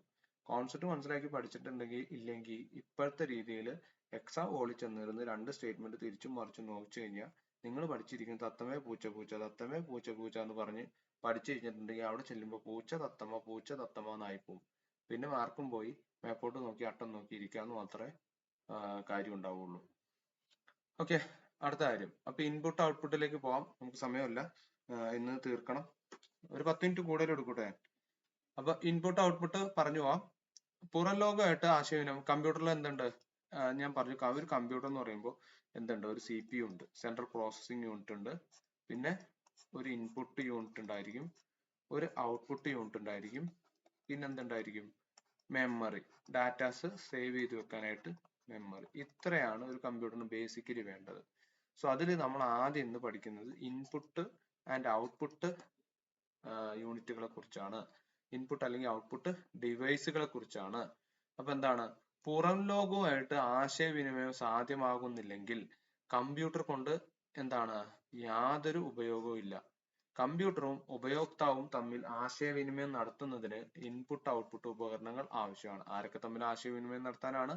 കമ്പ്യൂട്ടറും ഉപയോക്താവും. ഓക്കെ, ചുരുക്കത്തിൽ ഇൻപുട്ട് ഉപകരണങ്ങൾ കമ്പ്യൂട്ടറിലേക്ക് ഡാറ്റയും നിർദ്ദേശങ്ങളും കൊടുക്കുകയും ഔട്ട്പുട്ട് ഉപകരണങ്ങൾ കമ്പ്യൂട്ടറിലെ വിവരങ്ങൾ എന്ത് ചെയ്യുന്നു, അവതരിപ്പിക്കുകയും ചെയ്യുക. അപ്പൊ നമുക്ക് വേണ്ടിയിട്ടുള്ള ഡാറ്റ പ്രോസസ്സ് ചെയ്യാനായിട്ട് അത് കമ്പ്യൂട്ടറിന്റെ ഉള്ളിലേക്ക് കൊടുക്കുവാൻ സഹായിക്കുന്ന ഉപകരണങ്ങളെയാണ് എന്ത് പറയുന്നത്, ഇൻപുട്ട്. എക്സാമ്പിൾ ആയിട്ട് എന്തൊക്കെ പറയാം, കീബോർഡ്, മൗസ്, പിന്നെന്താ സ്കാനർ തുടങ്ങിയ ഈ ബാർകോഡ് റീഡർ, ഇത്തരത്തിലുള്ള എല്ലാം കമ്പ്യൂട്ടറിലേക്ക് നമ്മൾ അങ്ങോട്ട് കൊടുക്കുന്ന എല്ലാ ഉപകരണങ്ങളും ഏതെങ്കിലും തരത്തിൽ അങ്ങോട്ട് കൊടുക്കുകയാണെന്നുണ്ടെങ്കിൽ അതിനെല്ലാം ഇൻപുട്ട് എന്ന് പറയും. പിന്നീട് കമ്പ്യൂട്ടർ പ്രോസസ്സ് ചെയ്ത ഡാറ്റ നമുക്ക് റിട്രീവ് ചെയ്യാണ്. കമ്പ്യൂട്ടറിന്റെ ഉള്ളിൽ നിന്ന് പല വിധത്തിലും നമുക്ക് എന്ത് ചെയ്യാം, റിട്രീവ് ചെയ്തെടുക്കാം. എക്സാമ്പിൾ ആയിട്ട് പ്രിന്റർ, പിന്നെ എന്ത് പറയാ പ്ലോട്ടർ, പിന്നെ ഈ കമ്പ്യൂട്ടറിന്റെ സ്ക്രീൻ അല്ലെ, നമ്മളിപ്പോ കാണുന്ന സ്ക്രീൻ ഉണ്ട്, അത് നമ്മളിലേക്ക് വിവരം കമ്പ്യൂട്ടർ പറഞ്ഞു തന്ന പോലെയാണ്. അപ്പൊ അത്തരത്തിലുള്ള എന്താണ് സ്ക്രീനും ഇതെല്ലാം എന്താണ് ഔട്ട്പുട്ട് ഉപകരണങ്ങളിൽ പെടുത്താവുന്നതാണ്. അപ്പൊ വിവിധ തരത്തിലുള്ള പോർട്ടുകൾ വഴിയോ വയർലെസ് സാങ്കേതിക വിദ്യയുടെ സഹായത്താലോ ഒക്കെയാണ് എന്ത് ഈ ഇൻപുട്ട് ഔട്ട്പുട്ട് ഉപകരണങ്ങളെ CPU ആയിട്ട് ബന്ധിപ്പിക്കാം. അത് കണക്ട് ചെയ്യാനായിട്ട് ഓരോ സ്റ്റാൻഡേർഡുകൾ ഉണ്ട്, IEEE സ്റ്റാൻഡേർഡുകൾ ഉണ്ട്, ഓരോ പോർട്ട് ഉണ്ട്. നിങ്ങൾ നോക്കിക്കഴിഞ്ഞാൽ അറിയാം, മൗസിന്റെ പോയിന്റും അതുപോലെ ഈ സ്ക്രീൻ ഉണ്ട്, കമ്പ്യൂട്ടറിന്റെ മോണിറ്റർ ഉണ്ട്, അതിന്റെ ആ കേബിളുകൾ കണക്ട് ചെയ്യുന്ന ഹോൾസിന്റെ ഒക്കെ എണ്ണം വ്യത്യാസമുണ്ട്. ഇതൊക്കെ ചുമ്മാ കണക്ട് ചെയ്യല്ല, അതിലൊക്കെ പല സാങ്കേതിക വിദ്യകൾ അടങ്ങിയിട്ടുണ്ട്. എങ്ങനെയാണ് ഡാറ്റാസ് കൈമാറ്റം ചെയ്യേണ്ടത്, ഹാൻഡ് ഷേക്കിംഗ് ഓഫ് സിഗ്നൽസ് എങ്ങനെ സ്റ്റാർട്ട് ചെയ്യണം, എത്ര രീതിയിൽ അത് വോൾട്ടേജ് വേണം, എത്ര ഡാറ്റ കൈമാറണം, ഇതൊക്കെ ഡിസൈനിങ്ങിൽ വരുന്നതാണ്. എന്തോ ആയിക്കോട്ടെ, അത് എന്താണ് നമുക്ക് അൾട്ടിമേറ്റ്ലി നമുക്ക് ഒന്നല്ലെങ്കിൽ എന്ത് ചെയ്യാം, കമ്പ്യൂട്ടറിലേക്ക് വിവരങ്ങൾ കൊടുക്കുന്നതിന് വേണ്ടിയിട്ടാണ് ഈ ഡിവൈസ്, അല്ലെങ്കിൽ അവിടെ നിന്ന് എന്ത് ചെയ്യാനായിട്ട് നമ്മളിലേക്ക് എത്തിക്കുന്നതിന് വേണ്ടിയിട്ടാണ് ഈ രണ്ട് ഡിവൈസ് യൂസ് ചെയ്യുക. അത് ക്ലിയർ ആണോ?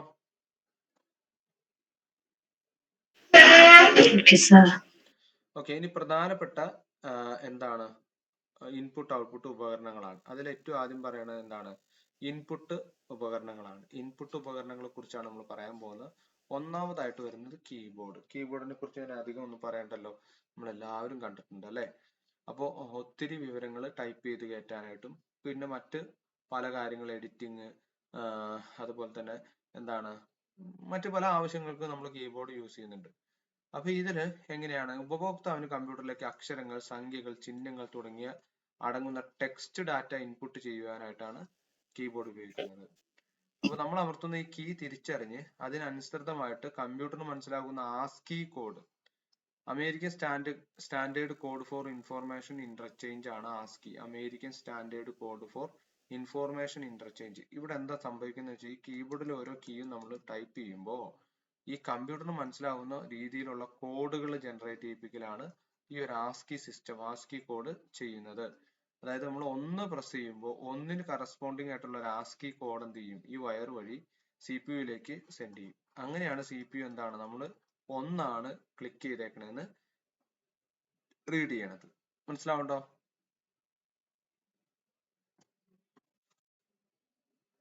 മനസ്സിലാവുണ്ടോ?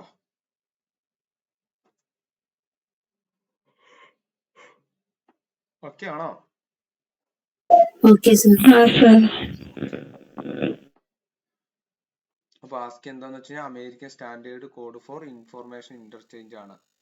അടുത്തത് മൗസ്. മൗസ് എല്ലാവർക്കും അറിയാവുന്ന കാര്യമല്ലേ. മൗസ് എന്താണ് നമുക്കറിയാം, ഈ സ്ക്രീനിൽ നമ്മുടെ കഴ്സർ അല്ലെ, നമ്മുടെ യൂസർ ഫ്രണ്ട്ലി ആയിട്ട് നമുക്ക് വേണ്ട ഡാറ്റാസ് ആക്സസ് ചെയ്യാനായിട്ട് വേണ്ടിയിട്ടാണ് മൗസ് യൂസ് ചെയ്യുന്നത്. അപ്പോൾ ഒരു പരന്ന പ്രതലത്തിൽ മൗസ് പാഡിൽ വെച്ച് കമ്പ്യൂട്ടറിന്റെ സ്ക്രീനിലെ മൗസ് പോയിന്ററെ എങ്ങോട്ട് വേണമെങ്കിലും എന്ത് ചെയ്യാം, ചലിപ്പിക്കാനോ സാധിക്കുന്നതാണ്. കഴ്സർ ഒരു സ്ഥലത്ത് എത്തിക്കാൻ ഉപയോഗിക്കുന്നതോ ആയ കയ്യിൽ ഒതുങ്ങുന്ന ചെറിയ ഉപകരണമാണ് എന്ത് ഇത്. അപ്പോൾ കഴ്സറിനെ നിയന്ത്രിക്കാനായിട്ട് ഉള്ള ഉപകരണമാണ് എന്ത്, ഈ മൗസ് എന്ന് പറയുന്നത്. മൗസ് പലതരത്തിലുണ്ട്. ബോൾ, ഒപ്റ്റിക്കൽ, ലേസർ മൗസുകളൊക്കെ ഇന്നത്തെ കാലഘട്ടത്തിൽ അവൈലബിൾ ആണ്. ഇപ്പൊ അധികം ലേസർ അല്ലെങ്കിൽ ഒപ്റ്റിക്കൽ മൗസുകളാണ് ഉപയോഗിക്കുന്നത്. മൗസ് എന്തിനാണെന്ന് എല്ലാവർക്കും അറിയാം. അടുത്താണ് എന്ത്? Light pen. ലൈറ്റ് പെൻ എന്ന് വെച്ച് കഴിഞ്ഞാൽ പേനയുടെ ആകൃതിയിലുള്ളതും ഒരു പോയിന്റ്. ഇപ്പൊ ഞാൻ നിങ്ങളോട് എഴുതുന്നത്, ഇപ്പൊ ഈ ചിത്രമൊക്കെ വരയ്ക്കുന്നുണ്ട് അല്ലെ, ചിത്രമൊക്കെ വരയ്ക്കുന്നുണ്ട്. അതൊക്കെ എന്താണ്? അതൊക്കെ ലൈറ്റ് പെൻ അല്ലെങ്കിൽ പെൻ ടാബുകൾ എന്നാണ് അവർ പറയുന്നത്. അപ്പൊ അത് കമ്പ്യൂട്ടറിലേക്ക് ഒരു പരിധി വരെ എന്ത് ചെയ്യാണ്? ഡാറ്റ കൊടുക്കുകയാണ്. കമ്പ്യൂട്ടർ അതിനെ റിപ്രൊഡ്യൂസ് ചെയ്യാണ്. പേനയുടെ ആകൃതിയിലുള്ള ഒരു പോയിന്റിംഗ് ഉപകരണമാണിത്. സ്ക്രീനിൽ നേരിട്ട് വരയ്ക്കാനായിട്ട് കഴിയുന്നു എന്നതാണ് എന്ത്? ഇതിന്റെ പേന. അത് ടച്ചിങ് പേനയായിരിക്കും. ഞാൻ ഇപ്പൊ എടുത്തേക്കുന്നത് ടച്ചിങ് അല്ല, മറിച്ച് എന്താണ്? വയേർഡ് ഒരു പെൻ ടാബാണ് യൂസ് ചെയ്തേക്കുന്നത്. വയേർഡ്. അപ്പോൾ വയർ വഴിയാണ് അതിന്റെ ഡാറ്റാസ് എങ്ങോട്ട് പോണത്? കമ്പ്യൂട്ടറിലേക്ക് പോകണം. ഇത് ഡയറക്റ്റ് സ്ക്രീനിലേക്ക്, ഇതുവഴി ഞാൻ ഇവിടെ റൈറ്റിംഗ് പാഡിൽ എഴുതുമ്പോഴാണ് നിങ്ങൾക്ക് അത് സ്ക്രീനിൽ കാണാൻ കഴിയുന്നത്. മറിച്ച് ചില ടച്ച്, ഇപ്പൊ മൊബൈലിലൊക്കെ ഉള്ള പോലെ ടച്ചിങ് സിസ്റ്റം എന്ത് ചെയ്യുന്നുണ്ട്? ഈ ഒരു ലൈറ്റ് പെന്നിൽ യൂസ് ചെയ്യുന്നുണ്ടെന്ന് ഓർത്ത് വെച്ചേക്കുക. ഇനി കമ്പ്യൂട്ടറിന്റെ സഹായത്തോടെയുള്ള രൂപകൽപ്പനയും CAD ചിത്രരചനയ്ക്ക് വേണ്ടി കലാകാരന്മാരും ഒരു ഫാഷൻ ഡിസൈനർമാരും എഞ്ചിനീയർമാരും ഇത് ഉപയോഗിക്കുന്നുണ്ട്. അപ്പൊ ഇത് പല തരത്തിലുള്ള ആൾക്കാർ ഈ ഒരു ലൈറ്റ് പെൻ ഉപയോഗിക്കുന്നു. CAD എന്ന് പറഞ്ഞാൽ എന്താണ്? കമ്പ്യൂട്ടർ എയ്ഡഡ് ഡിസൈൻ ആണ്. കമ്പ്യൂട്ടർ എയ്ഡഡ് ഡിസൈൻ ആണ് CAD. Computer aided design. ഇത് അധികം മെക്കാനിക്കൽ എഞ്ചിനീയേഴ്സും സിവിൽ എഞ്ചിനീയേഴ്സും ആണ്. ഇത് അധികം നിങ്ങൾക്ക് 2D ഷേപ്പിലുള്ള പ്ലാൻ ഒക്കെ വരച്ചു തരാറില്ലേ എഞ്ചിനീയേഴ്സ്, അതൊക്കെ ഈ CAD സോഫ്റ്റ്വെയർ യൂസ് ചെയ്തിട്ടാണ് ചെയ്യുക എന്നുള്ളത് ഓർത്ത് വെച്ചേക്കുക. അപ്പൊ ലൈറ്റ് പെന്ന് ഓക്കെ ആണോ?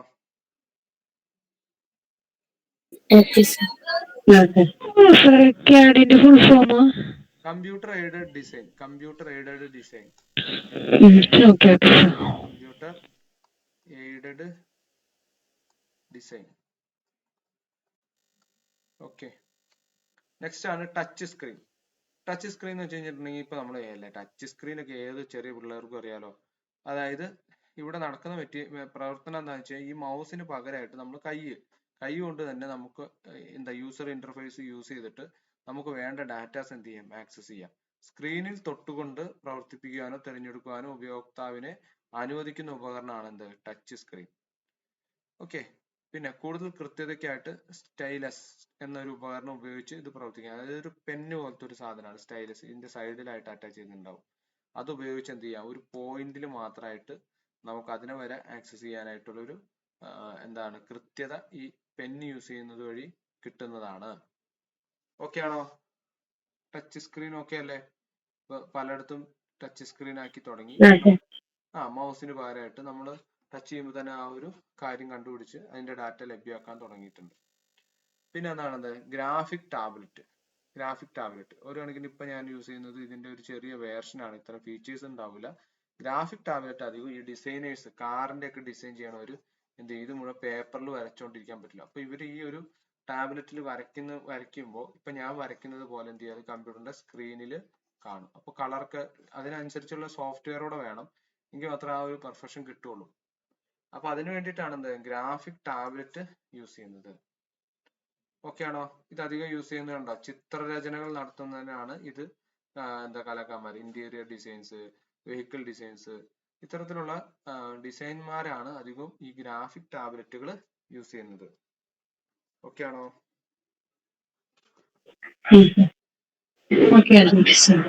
പിന്നെ വരുന്നതാണ് ജോയ്സ്റ്റിക്ക്.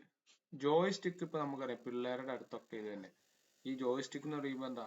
ഇപ്പൊ മോട്ടോർ റേസിംഗ്, ഫുട്ബോൾ, ഇത്തരത്തിലുള്ള വീഡിയോ ഗെയിമുകളിലൊക്കെയാണ്, അതായത് അതിലെ പ്ലെയറിനെ നിയന്ത്രിക്കാനും മറ്റുമാണ് എന്ത് ചെയ്യുന്നത്? ഈ ജോയ്സ്റ്റിക്കുകൾ യൂസ് ചെയ്യുന്നത്. അപ്പൊ ഇതിനെ ട്രെയിനിങ് സിമുലേറ്റർ എന്നിവ നിയന്ത്രിക്കാനും ഉപയോഗിക്കാനും കഴിയുന്നു. അപ്പോൾ വീഡിയോ ഗെയിമുകളിൽ കളിക്കുവാനും റോബോട്ട്, ട്രെയിനിങ് സിമുലേറ്റർ എന്നിവ നിയന്ത്രിക്കാനും ഉപയോഗിക്കുന്നു. അതിനുവേണ്ടിയാണ് ജോയ്സ്റ്റിക്ക് യൂസ് ചെയ്യുന്നത്. ഇതിന് ഏത് ദിശയിലേക്കും ചലിപ്പിക്കാവുന്ന ലംബമായിട്ടുള്ള ഒരു വടിയും അതിന് മുകളിൽ ഒരു ബട്ടണും ഉണ്ട്. അത് പല കൺട്രോളിങ്സിന് വേണ്ടിയിട്ട്. അപ്പൊ നമ്മള് ഓരോ ഗെയിമിനെ ഡിപ്പെൻഡ് ചെയ്തുകൊണ്ടാണ് അതിന്റെ സ്വിച്ചുകൾ. ചിലപ്പോൾ ഫുട്ബോൾ ആണെന്നുണ്ടെങ്കിൽ ഗോൾ അടിക്കുക അല്ലെങ്കിൽ പന്ത് അടിക്കുന്നതിനുള്ള സ്വിച്ച് ആയിരിക്കും അത്. ഇനി കാർ റേസിംഗ് ആണെന്നുണ്ടെങ്കിലോ അത് ചിലപ്പോൾ ഒന്ന് സ്പീഡ് കൂട്ടാനോ അല്ലെങ്കിൽ കുറയ്ക്കാനോ അല്ലെങ്കിൽ ബ്രേക്ക് ഔട്ടാനായിട്ടുള്ള ഒരു സ്വിച്ച് ആയിട്ടാണ് ഇവിടെ ഇത് ആക്ട് ചെയ്യുക. അതാണ് ജോയ്സ്റ്റിക്ക്. ഒരു ഇൻപുട്ട് ഉപകരണമാണെന്ന് ഓർത്ത് വെച്ചേക്കുക. അടുത്താണെന്ത് മൈക്രോഫോൺ. മൈക്രോഫോൺ എന്ന് പറയുമ്പോൾ ഇപ്പൊ ഞാൻ നിങ്ങളോട് പറയുന്നത് എന്റെ കമ്പ്യൂട്ടറിലോ അല്ലെങ്കിൽ ലാപ്ടോപ്പിലോ മൈക്രോഫോൺ വഴി കേട്ടിട്ടാണ് നിങ്ങളിലേക്ക് അത് എത്തുന്നത്. അപ്പൊ അനലോഗ് രൂപത്തിലുള്ള ശബ്ദത്തെ ഇൻപുട്ടായി സ്വീകരിച്ച് അതിനെ ഡിജിറ്റൽ രൂപത്തിലാക്കി മാറ്റുന്നു. ഡിജിറ്റൽ രൂപത്തിലാക്കിയ ശബ്ദത്തെ എന്ത് ചെയ്യുന്നുണ്ട്, കമ്പ്യൂട്ടറിൽ സൂക്ഷിച്ചു വെച്ച് പിന്നീടുള്ള പ്രവർത്തനങ്ങൾക്ക് വേണ്ടിയോ വീണ്ടും കേൾക്കുന്നതിനോ ഉപയോഗിക്കുന്നു. ഇത്രേ ഉള്ളൂ. അപ്പൊ ഇതിന്റെ ഉള്ളിലേക്ക് നമ്മൾ സ്പീക്ക് ചെയ്യുന്ന സൗണ്ട് എന്ത് ചെയ്യും, എത്തുകയും അതിനെ ഇലക്ട്രോണിക് രൂപത്തിലാക്കുകയും അത് കമ്പ്യൂട്ടർ മനസ്സിലാക്കാവുന്ന ഭാഷയിൽ സീറോസും വണ്ണും ആയിട്ട് സേവ് ചെയ്ത് വെക്കുകയാണ് ചെയ്യുന്നത്. അതിന് വേണ്ടിയിട്ട് യൂസ് ചെയ്യുന്ന, അല്ലെങ്കിൽ മെയിൻ ആയിട്ട് സിംഗേഴ്സ് ആണ് പാട്ടുകളൊക്കെ റെക്കോർഡ് ചെയ്യുമ്പോൾ മൈക്രോഫോൺ യൂസ് ചെയ്തിട്ടാണ് അവർ റെക്കോർഡിങ് ചെയ്യുക. എന്നിട്ട് അതിന് ശേഷമാണ് സൗണ്ട് എഡിറ്റിംഗ് വരിക. സൗണ്ട് മിക്സിംഗ്, സൗണ്ട് എഡിറ്റിംഗ് ഒക്കെ ഇതിന് ശേഷമാണ് വരിക എന്നും കൂടി ആലോചിച്ച് വെച്ചേക്കുക.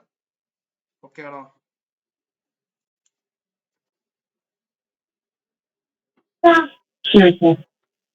അടുത്താണ് സ്കാനർ. സ്കാനർ നിങ്ങളുടെ സർട്ടിഫിക്കറ്റ് ഇതുവരെ എല്ലാവരും സ്കാൻ ചെയ്തിട്ടുണ്ടാവൂലേ, ഫോട്ടോ എങ്കിലും. നേരെ ഓപ്പോസിറ്റ് ആണ് എന്ത്, സ്കാനർ. ഉള്ളിലേക്കാണ് ഡാറ്റാസ് സ്കാനർ സ്കാൻ ചെയ്തിടുക. അപ്പൊ എന്താണ്, അക്ഷര രൂപത്തിലുള്ള ചിത്ര രൂപത്തിലുള്ള വിവരങ്ങൾ ശേഖരിച്ച് അതിനെ ഡിജിറ്റൽ രൂപത്തിലാക്കി മാറ്റുക എന്നുള്ളതാണ് എന്ത്, സ്കാനറിന്റെ ഫംഗ്ഷൻ. പിന്നീട് അതിനെ കമ്പ്യൂട്ടർ ഉപയോഗിച്ച് എഡിറ്റ് ചെയ്യാവുന്നതുമാണ്.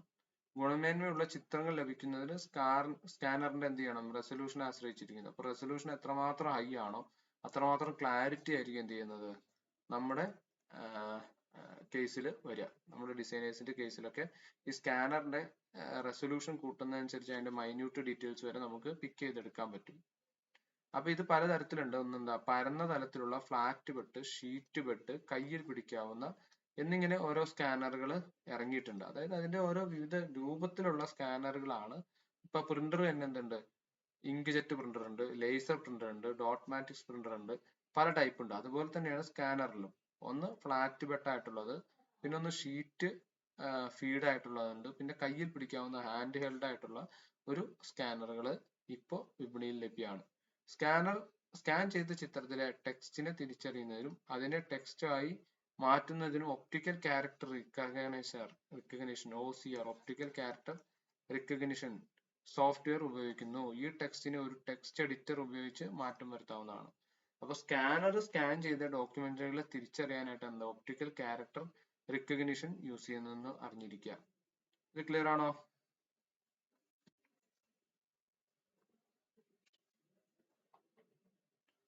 ക്ലിയർ ആണോ?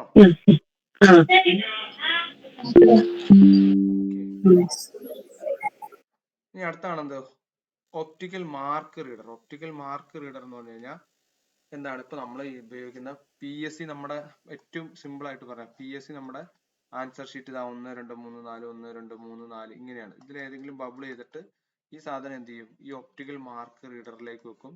അത് ആ കറുത്ത കുത്ത് എവിടെയാണോ അതിനനുസരിച്ച് ഒരു ഷീറ്റ് പ്രൊഡ്യൂസ് ചെയ്യും.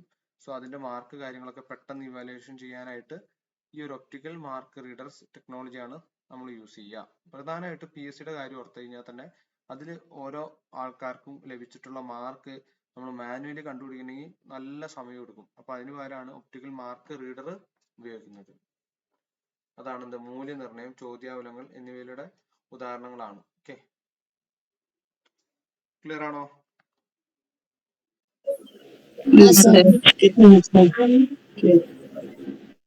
ഇനി അടുത്താണെന്ത്, ബാർകോഡ് റീഡർ ആണ്. ബാർകോഡ് റീഡർ നമ്മളിപ്പോ സൂപ്പർ മാർക്കറ്റിലൊക്കെ പോകുമ്പോൾ ഇതിൽ ഇങ്ങനത്തെ ബാർ ഉണ്ടായിരിക്കും, അവരെ മുട്ടിച്ച് നോക്കുന്നുണ്ടാവും.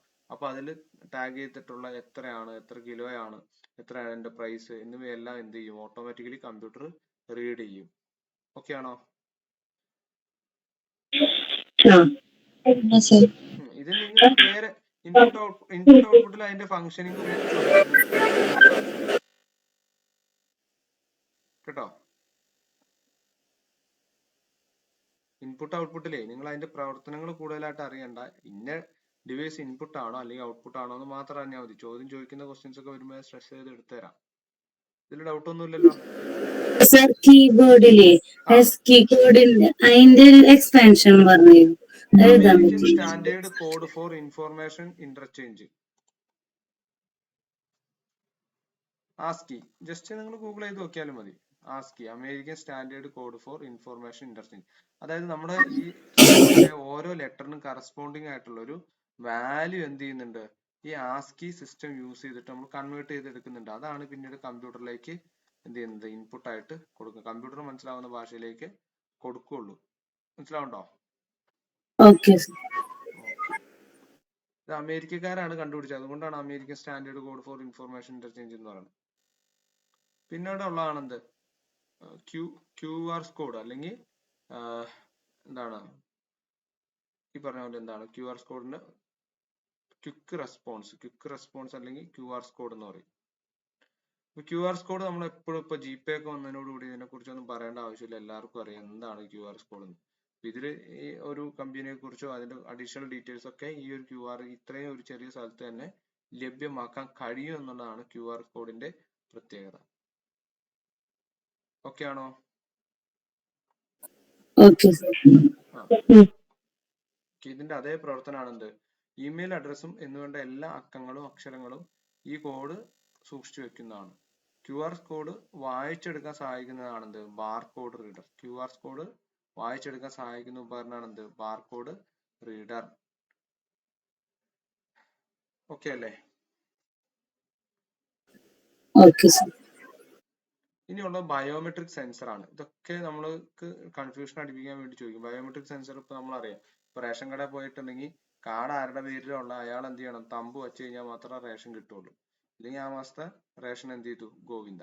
പിന്നെ പോലെ ആധാർ വന്നു കഴിഞ്ഞപ്പോ ഒക്കെ നമ്മുടെ കണ്ണിന്റെ ഈ ഓരോ വിരലിന്റെ വരെ നമ്മൾ എടുത്തിട്ടുണ്ട് അല്ലെ. അതിന്റെ ഡിജിറ്റൽ എന്താണ് പിക്ചർ ആണ് ഒരു കണക്കിന് ഇത് കമ്പ്യൂട്ടർ നമുക്ക് എന്ത് ചെയ്യുന്നുള്ളൂ, ശരിയാക്കി തരുന്നുള്ളൂ. ഇതിൽ നമ്മൾ കമ്പ്യൂട്ടറിലെ ഈ ഒരു ഡിവൈസ് യൂസ് ചെയ്തിട്ട് നമ്മുടെ ഓരോ കൈവിരലിലെ എന്താണ് ആ DNA കാര്യങ്ങളൊക്കെ നമുക്ക് വളരെ കറക്റ്റ് ആയിട്ട് തന്നെ സ്റ്റോർ ചെയ്ത് വെക്കാനും എന്തൊക്കെ മാറ്റങ്ങൾ അല്ലെങ്കിൽ എന്തെങ്കിലും പ്രത്യേകതകളൊക്കെ ഉള്ള കേസ് ആണെന്നുണ്ടെങ്കിൽ അതിനനുസരിച്ച് അതിനെ അനലൈസ് ചെയ്തിട്ട് എന്ത് മാറ്റമാണ് വരുത്തേണ്ടതെന്നെല്ലാം എന്താണ് ചെയ്യാൻ ഹെൽപ്പ് ചെയ്യുന്ന ഒരു കാര്യമാണ് എന്ത്, ബയോമെട്രിക് സെൻസറുകൾ എന്ന് പറയുന്നത്.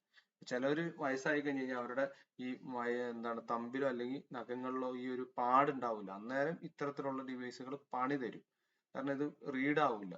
റീഡ് ആവാതെ വന്നു കഴിഞ്ഞാൽ പിന്നെ നമുക്ക് അഡീഷണലി എന്ത് ചെയ്യാം, മൊബൈൽ നമ്പർ OTP ജനറേറ്റ് ചെയ്തിട്ട് നമുക്ക് വെരിഫിക്കേഷൻ എടുക്കാവുന്നതാണ്. ഈ ഒരു കേസിൽ എന്താണ് നമുക്ക് ബയോമെട്രിക് സെൻസർ എന്ന് വെച്ചാൽ നമ്മുടേതായിട്ടുള്ള ഒരു വിവരങ്ങൾ കൂടുതൽ ഗവൺമെന്റിലേക്ക് എത്തിക്കുന്നതിന് വേണ്ടിയിട്ടാണ് ഈ ബയോമെട്രിക് സെൻസറുകൾ യൂസ് ചെയ്യുന്നത്. കറക്റ്റ് ആണോ? കറക്റ്റ് ആയോ? Okay sir. ഇത് കമ്പ്യൂട്ടർ തീരെ അറിയാത്തവരുണ്ടോ? ഈ പറഞ്ഞു പോണ കൊണ്ട് നിങ്ങൾ തെറ്റിദ്ധരിക്കണ്ട. നിങ്ങൾക്ക് സംശയം ചോദിക്കാം, അറിയാത്തൊരു സംശയം ചോദിക്കണേ. ഞാൻ പറഞ്ഞു പോണ ഇതൊക്കെ കുറെ പേര് ഞാൻ വിചാരിക്കണത് എന്താ, നിങ്ങൾക്ക് എല്ലാം അറിയാവുന്നുള്ളൊരു ധാരണയാണ് ഞാൻ ഇരിക്കണേ. പക്ഷെ അറിയില്ലെങ്കിൽ നിങ്ങളത് ദയവ് ചെയ്ത് വാ തുറന്ന് ചോദിക്കുക. അതാണ് നിങ്ങളുടെ കടമ. അല്ലാണ്ട് എനിക്കെല്ലാം അറിയാന്ന് പറഞ്ഞ് ഇരുന്നുകൊണ്ട് കഴിഞ്ഞിട്ടുണ്ടെങ്കിൽ നിങ്ങൾക്ക് തന്നെ ആയിരിക്കും നഷ്ടം വരിക. പറയണ കേൾക്കുന്നുണ്ടോ? Okay sir. പിന്നീട് വരുന്ന രണ്ട് ഇൻപുട്ട് ഉപകരണങ്ങളാണ് എന്ത്, സ്മാർട്ട് കാർഡ് റീഡറും ഡിജിറ്റൽ ക്യാമറ. ഡിജിറ്റൽ ക്യാമറ അറിയണ്ടേ, പുറത്ത് കാണുന്ന എല്ലാ വിധത്തിലും അറിയണ്ടേ. അപ്പോൾ നമ്മൾ ഷൂട്ട് ചെയ്യാനായിട്ടാണ് ഉപയോഗിക്കുന്നത് ക്യാമറകൾ. സ്മാർട്ട് കാർഡ് റീഡറോ, ഡാറ്റ സൂക്ഷിക്കാനും കൈമാറ്റം ചെയ്യാനും സാധിക്കുന്ന പ്ലാസ്റ്റിക് കാർഡാണ് സ്മാർട്ട് കാർഡ്. ഇതിലെന്താണ്, ഒരു മൈക്രോ പ്രോസസ്സറോ മെമ്മറിയോ കാണപ്പെടുന്നുണ്ട്. ബാങ്കിങ്, ആരോഗ്യ മേഖല, ടെലിഫോൺ വിളികൾ, ഇലക്ട്രോണിക് ക്യാഷ് പേയ്മെന്റുകൾ എന്നിവ വിവിധ പ്രവർത്തനങ്ങൾക്ക് സ്മാർട്ട് കാർഡ് ഉപയോഗിക്കുന്നു. സ്മാർട്ട് കാർഡിൽ ഡാറ്റ എടുക്കാൻ ഉപയോഗിക്കുന്ന ഉപകരണമാണ് എന്ത്, സ്മാർട്ട് കാർഡ് റീഡർ. അപ്പോൾ അത്തരത്തിലൊരു സ്മാർട്ട് കാർഡ് റീഡർ ഉണ്ടെങ്കിൽ മാത്രമേ ഇങ്ങനെ എന്ത് ചെയ്യാൻ പറ്റുള്ളൂ, ഡാറ്റാസ് നമുക്ക് ആക്സസ് ചെയ്യാനായിട്ട് പറ്റുള്ളൂ. ഇത്രയാണ് ഇൻപുട്ട് ഉപകരണങ്ങൾ വരുന്നത്. ഓക്കെ ആണോ?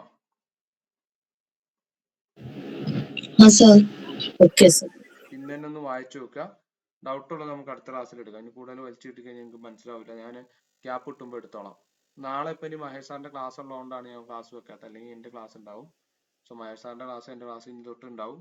ഏതെങ്കിലും ഒരു ടോപ്പിക് ഞാൻ എടുത്തുകൊണ്ട് വരും, നിങ്ങൾ പഠിച്ചോളുക, മാർക്ക് മേടിച്ചോളുക.